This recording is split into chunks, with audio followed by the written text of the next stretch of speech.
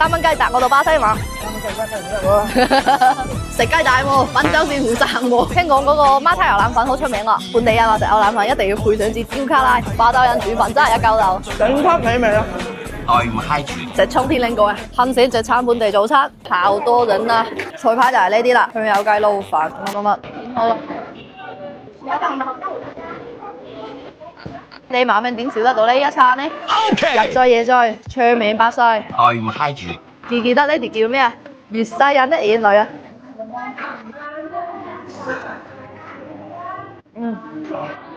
啲香油依招雲天化呢，好嘅，一定要攞穩嘅，再嚟一啖，頂級美味啊！待唔嗨住，食沖天拎過啊！食雞蛋喎，品酒是胡讚喎，大雞髀啊！未追地，真係冇喎，真係一條冇喎。係嘅，五字一條啊！呢啲料係點炸？應該就咁咯，呢樣。講啊，咁點？睇咗知有啲爽，好及香啊！嗰隻雞髀，屌你啊！早餐就啲嘅，你癲癲地啊！佢琴晚嘔公仔啊，但係要同啲嘢補補啊，大補就補啊！哦，你又講得幾啱喎，牛兩啖啤酒水啫。咩啊？繼續水啊！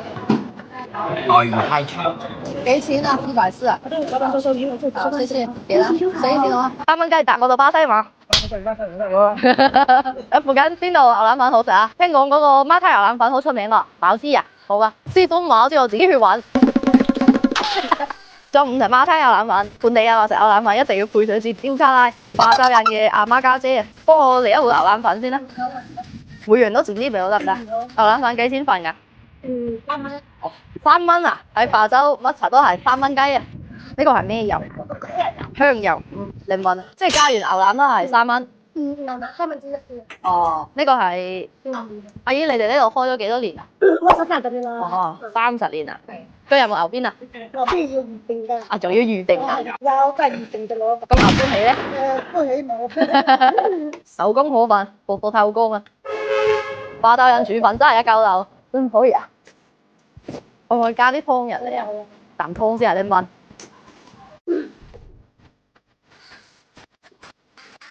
正啊！霸州牛雜，正啊！擺到啲香油，係，真係好嘅。